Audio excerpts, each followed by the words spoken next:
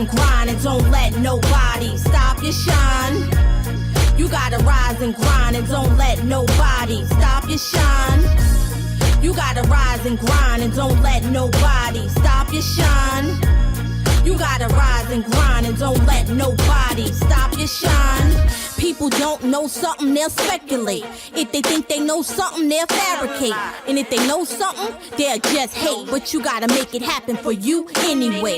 Make a move that makes a difference. Stop worrying about people, leave it to the senses. You gotta rise and grind and don't let nobody stop your shine. You gotta rise and grind and don't let nobody stop your shine. You gotta rise and grind and don't let nobody stop your shine. You gotta rise and grind and don't let nobody stop your shine. Welcome to the Showcase. I'm Q Cherie, your host, and today we have the wonderful Adolfo Morales today. How are you? I'm doing well, Q. How are you? I'm doing wonderful. Thanks for asking. You have so much going on, so we want to get right into it.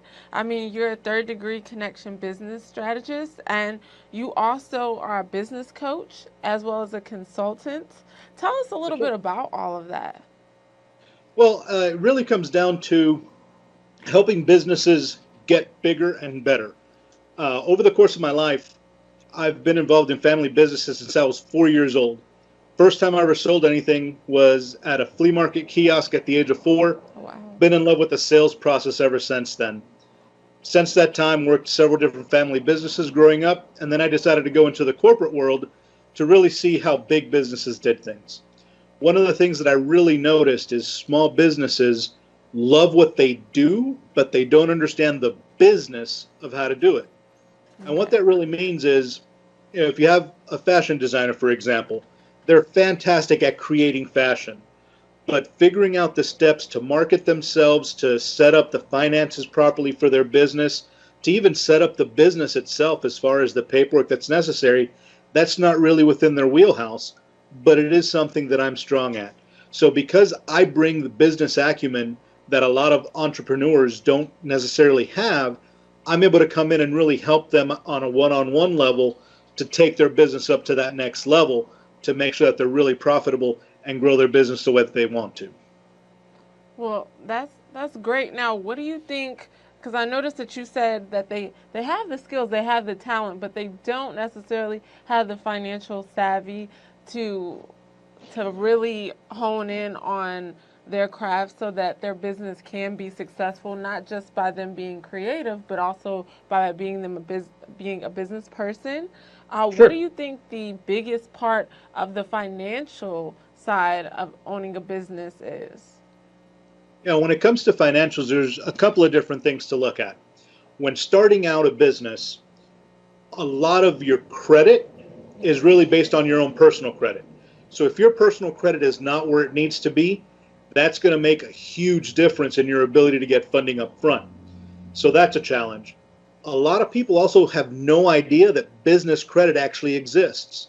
Business credit is making sure that you have credit based off of your employer ID number rather than your social. Right. That completely separates that debt from you individually and allows your business to grow more rapidly, because business credit oftentimes is significantly larger amounts of money than you can get on the personal side. So understanding both of those factors right from Jump Street, you got to have good personal credit, and there are ways to build business credit, is really the two parts on the financial side that a lot of people are missing. The next thing that I really see a lot of are individuals who don't know how to just balance the books. Mm-hmm. When we go through school, we're not really taught how to balance our checkbook, right? That's right. When it comes to business, it's even more difficult than that, because it's not just adding and subtracting. It's making sure that you have things categorized properly so that at the end of the year, you know exactly what can be written off and what can't. So that process as well is very frustrating for a lot of business owners. Well, that's precisely my point. It seems as though a lot of people go into business, and unfortunately they don't know the financial side, and that's what ends up happening. It ends up going under, or they end up having to start over again because there's those particular points in the beginning that they don't really understand. How do you think that you as a coach push them further to understand not only for their business right now, but to help grow their business financially? Well, the very first step is education, right? Going through there and having those one-on-one conversations to talk about how to develop business credit, how to improve your personal credit so that you have the access to that ready capital. And then the second part of that is showing how to properly structure the financials of the business. And there are a lot of different tools out there. You know, when you look up business financial tools, the first one that comes up that we all know is QuickBooks, right? Absolutely amazing program if you know how to use it. Yes. Most people aren't willing to spend the time to use it because most people hate math. It's actually I not happen a to be bad one of the thing. lucky ones. Math is not a bad thing. I don't know why people run from it so much. The world is I full don't of get numbers. it either. I love math. You want to know why I love math? Because math helps you figure out how to make more money. That's true. If you don't understand math, you can't multiply money. And multiplying money is the name of the game. Absolutely. So those are really the two things that I focus on as a coach is building that educational piece to make sure that a business owner has the knowledge that they need to be able to get the foundation right. Mm-hmm. Once the foundation is right, then each person needs a little bit different. And that's where we customize our packages and make sure that each entrepreneur, each business owner gets exactly what they need to scale up their business. Now, because you're a coach, and that can be a very challenging thing depending on who you're coaching and what you're coaching them for, what are the 3 reasons that make you want to get up in the morning as far as you were being a coach is concerned? So are you saying that people are difficult to deal with, Q? Absolutely, they are. They can be. If they're stubborn like me, it's very possible. Very possible. That's a very wonderful observation, and a lot of it really comes down to personalities, right? Mm-hmm. We don't always jive with different personalities, so we need to be flexible enough to understand that, you know what, I may not do well with your personality, you may not do well with mine. That's right. If we have a mutual vision that we can work together with, then the rest of it can really fall by the wayside. Now, regarding your question, what are the 3 things that get me up in the morning? The first one, without a doubt, is the ability to help others. I want to help people achieve their dreams. Zig Ziglar was famous for saying, you help enough people achieve their dreams, you're going to achieve yours, right? Right. That's the first driving force. I want to be able to help people, whether it's in business or in my personal life. That's really the biggest driving force in my life. Number 2, I love building businesses.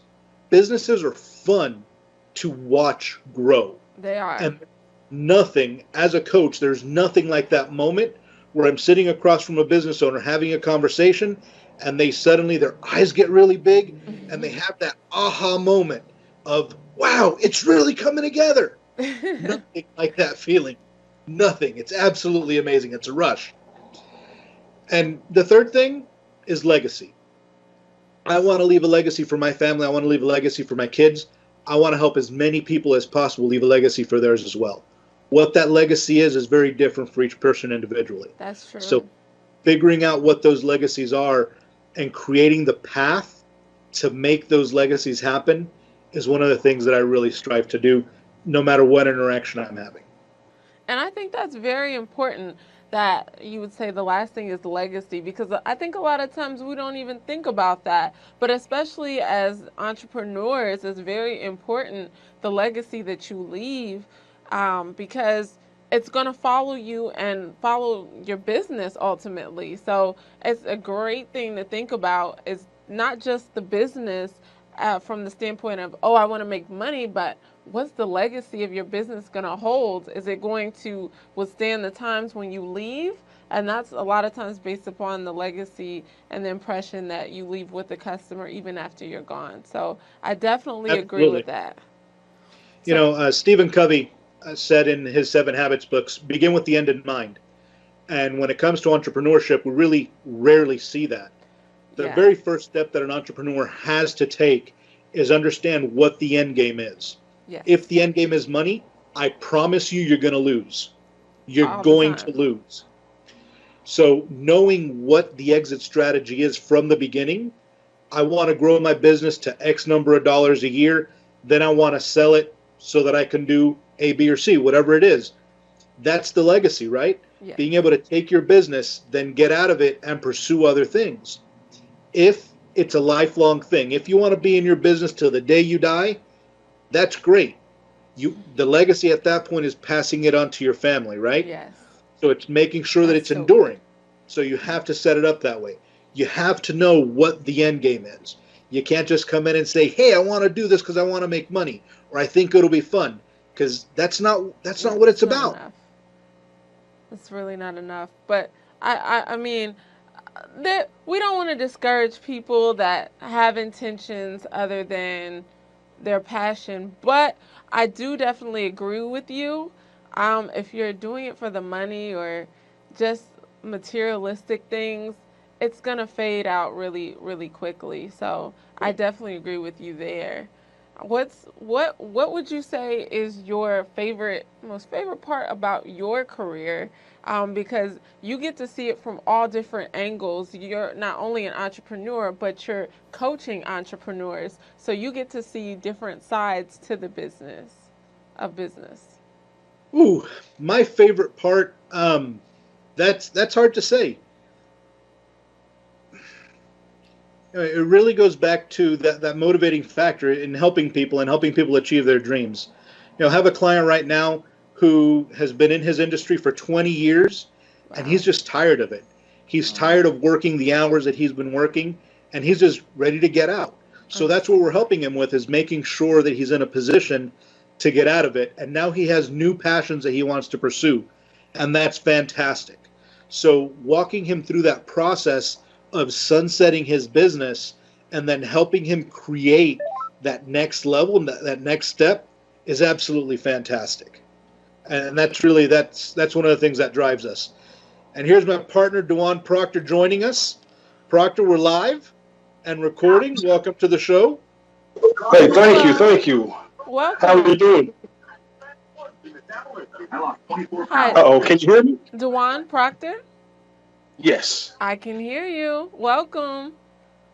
Well, thank you. And you are? I am your host, Q Cherie. How are you doing today?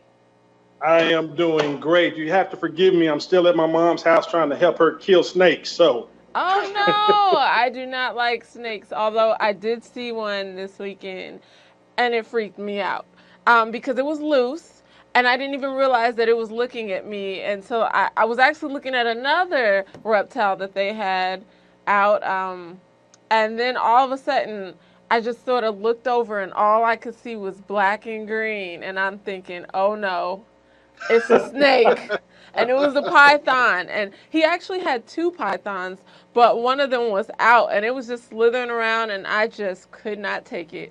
I was just every 5 seconds I was turning around because people were so engulfed in it, and they just kept looking and looking, and I'm thinking, oh my goodness, if they get that snake close to me, it's gonna be World War 15. Okay, so I definitely understand about that. But tell us a little bit about yourself and your involvement in the project. Well, for me, I'm 43. I actually became an entrepreneur at 19. I started out with a few delivery trucks, started making investments in real estate, and actually retired at 38 and then came back to work when I met Al. So I like him up until the point that he got me to come back to work because I don't like work. Yeah. But it's actually been fun. We started Ballista funding and Ballista management with the intent of helping people structure their business and manage it correctly. You know, we found out a lot of people, just because you have a business doesn't necessarily mean that you know how to run one. That is so true. So that's how this came about. Yeah, the next step in our journey, we're in the process of actually creating a nonprofit with the explicit focus of helping entrepreneurs fund their startup. When we look at the world today from either a personal or business funding standpoint, it's very hard for a startup to get money. And investors have very small niche markets that they're focused on. So even finding investors like on Shark Tank is a very difficult process. So we're in the process now of creating a nonprofit so that we can actually take donations and use those donations to help fund startups with the intent of having those startups feed back into the nonprofit so we can help more startups as the time goes on. Wow. So that's pretty great because it is very difficult sometimes to fund a new business, and I think that's what sometimes scares people away from starting one. So I Absolutely. like the fact that you all are being proactive about that. That's wonderful. Now, that was one of the reasons why we started the funding arm of our company, was because we saw that. And it wasn't just for startups, but even for businesses that are currently going. Oh, wow. There are those slumps that happen in business that suddenly you lose capital, you don't have the cash flow, so you end up stuck. So we found ways and different business partners that we were able to then guide our clients to get the working capital that they need to be able to move forward and grow their business the way they want to. And from that stemmed the idea of figuring out how to capitalize and monetize startups, because you're right, you're 100% right. The money to get started is really a big hurdle for most people. So figuring out a way to help those folks is where this idea came from. And it's still in the early stages, but here over the next couple of weeks, several months, you're really going to start to hear a lot more about it. While it's fundraising, it's more of a crowdsourcing type situation. Okay. Where you're donating money that's specifically going back into your community to help your community grow and develop, because small business is the backbone of our country. Helping create more small businesses, putting more people to work, creating financially independent people is really what's going to help move our country forward. And that's very true because everything isn't like it used to be back in the 1960s, 1970s. A lot more people are turning to entrepreneurship now because of the job market. So I think that Absolutely. it's really great that you all are pushing this initiative to show people that if you need help or there is opportunities for growth and you just need a little bit of assistance, that you all are creating programs for them. Now, how do you feel like your accomplishments have skyrocketed your personal career? That's a tough one. Al, you can take the lead on that one before I'm thinking. That's a tough one. You know, it goes back to what Zig Ziglar said. The more people that we help, the more people want to be helped by us, and that's really fantastic. The more our name gets out there, because we don't do marketing at this point. So it's all word of mouth. As people get to know who we are and as people hear from our clients about what we're doing to help our clients, more people want to get a hold of us, and that's fantastic. That's really what helps drive us and drive our company forward, is that word of mouth advertising, because we are good at what we do. I don't mind bragging about the fact that we're good at what we do. We help businesses grow. We help business owners make more money. People like that. They want that help. So they come to us because of that. Now, you help a lot of people, and I see you help Dowaun as well. How would you say, or who would you say has helped you or influenced you to get you to where you are today? Well, okay, can I answer that one first? Sure, go for it. This is going to sound funny, but for me, it was growing up poor and watching a lot of television. Oh, wow. Especially the soap operas. I kid you not. I used to watch General Hospital with my mom before she went to work. Oh, wow. And then I had really wanted to be the Quartermains, the people who can sit at home all day long and just make business decisions and argue with their family. That's literally what drove me. That is the way to go. I definitely understand because I've looked at that even as an adult, and I say, wow, there's a lot of people out here, and they literally they sit at home all day, but mind you, they're watching television and making business decisions and making $1 million moves, and you just sit there and you think, wow, that must be a pretty interesting lifestyle to live. So Very, it's very ironic that you said something about being poor and watching television and how all of those things can actually be the one thing that is that aha moment for you. Like, that's what did it for me to change. So I really like that. You know, Well, thank you. TV was a big part for me as well. Growing up watching sitcoms like TGIF, where you had Full House and Family Matters, you always had these entrepreneurs who were growing businesses and helping their families because that's what they were doing. And I remember as a very young kid watching Family Ties, where the dad worked at home as a psychiatrist. Yeah. So he was working on his own, right?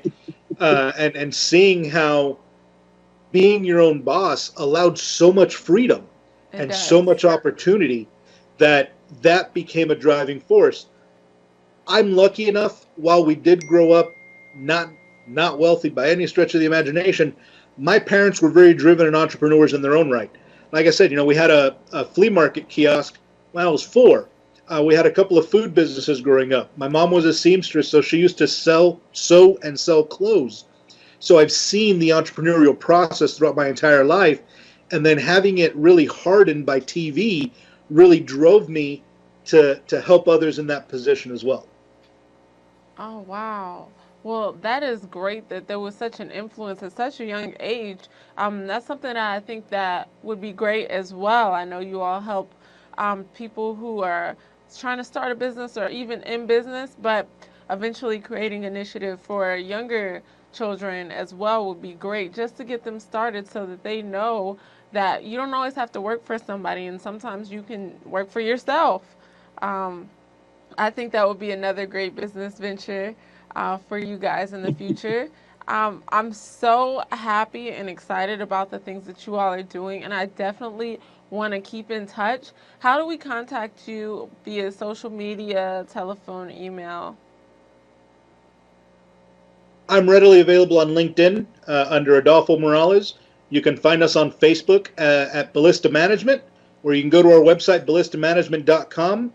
If you're needing any type of financing, ballistafunding.com is the website for the funding arm of our company as well. So we're all over the place. Yes, you all have plenty of ways to get in touch.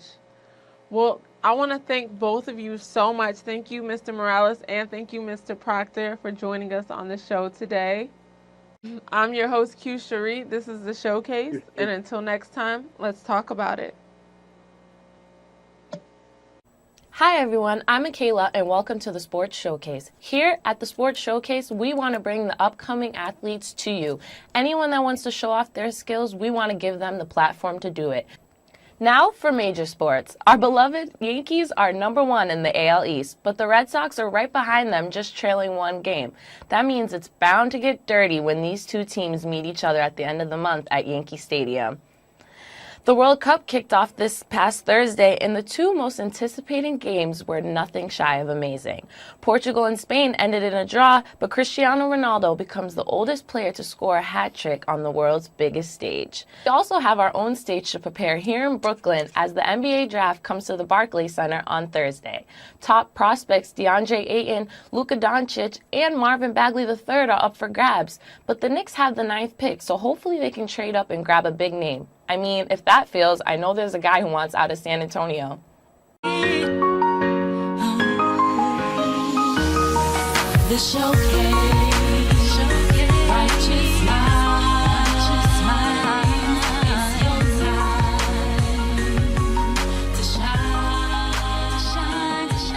The showcase, righteous mind, it's your time. Lied to.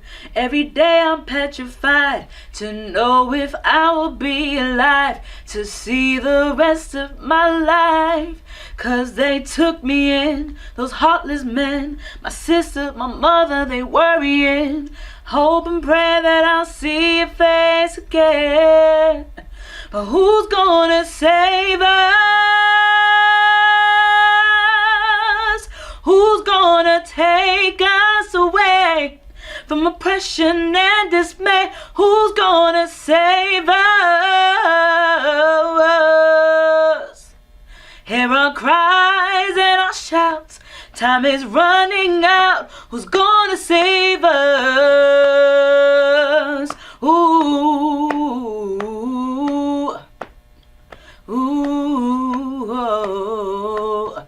Right now I'm guarding my life from all this terror and strife. You tried to kidnap my soul, my faith I'm not letting go. My heart is suffering, you make me feel like nothing. Oh, if I take my last breath tonight, my soul will live to win the fight. Who's gonna save us? Who's gonna take us away from oppression and dismay? Who's gonna save us? Hear our cries and our shouts. Time is running out. Who's gonna save us? Who's gonna save us now? Who's gonna save us now? Who's gonna save us now? For the love of humanity, we need to be set free before it's too late. Save us from calamity. Do all you can while we try to survive. One good deed can save 1,000 lives. Who's gonna save us? Who's gonna take us away from oppression and dismay? Who's gonna save us? Hear our cries and our shouts. Time is running out. Who's gonna save us? Who's gonna save us? Who's gonna save us? Who's gonna save us? Who's gonna save us? Hey y'all, I go by the name of Linda Starr, and you can follow me on social media at my Twitter and Instagram, Linda Starr Music, LYNDASTARR Music.